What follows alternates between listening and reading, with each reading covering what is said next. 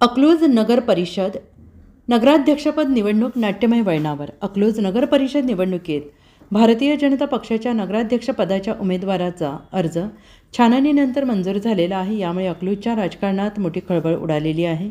काही वेळापूर्वी निवडणूक निर्णय अधिकाऱ्यांनी भाजपच्या नगराध्यक्षपदाच्या उमेदवाराचा अर्ज वैध ठरवत तो मंजूर केल्याची घोषणा केली.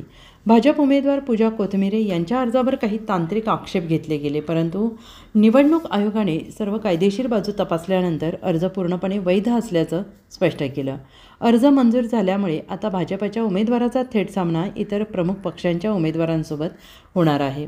भाजपच्या या उमेदवाराचा अर्ज वैध ठरल्याने अकलूज नगर परिषद निवडणूक एका वेगळ्या वळणावर आलेली आहे.